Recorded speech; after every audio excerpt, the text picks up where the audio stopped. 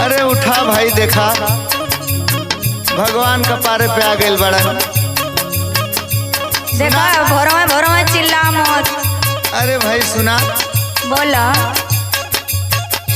भौजी उठा देखा भोर भिन सार हो गई।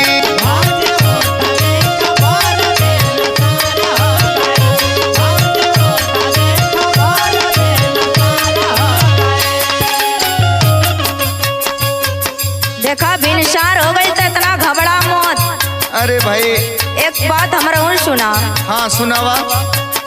देवरु सूते दाकी दहिया में थकान हो गए।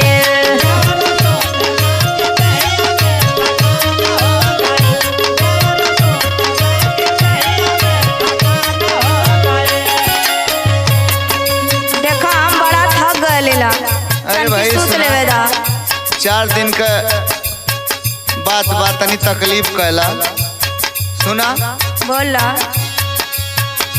बात 4 दिन के काम बाद में करा खूब आराम।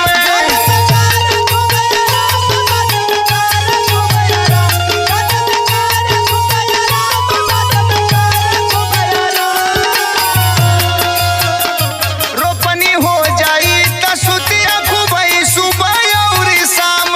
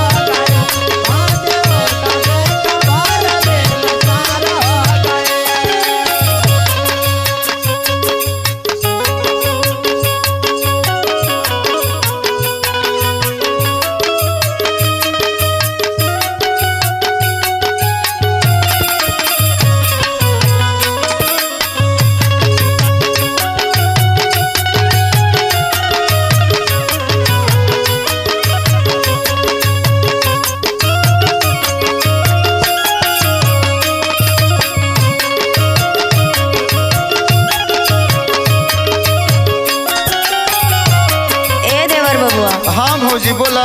हमारो बात सुना। अरे खूब सुना भाई, काहे ना सुना, सुनावा। एक तरो पानी कबीर देवरु तोहके नाही धीरे।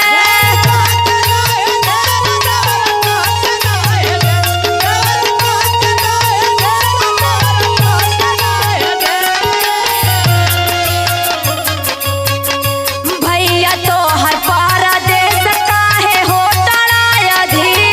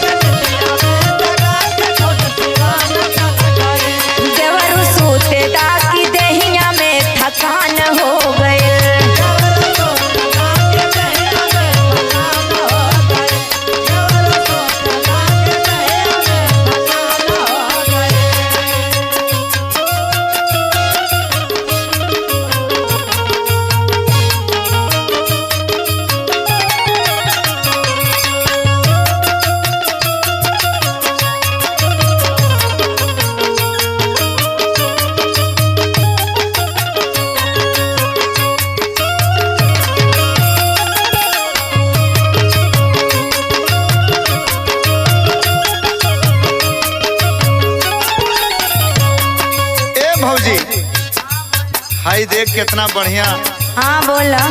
मौसम बा, कितना अच्छा लगता। देख का देखी हो।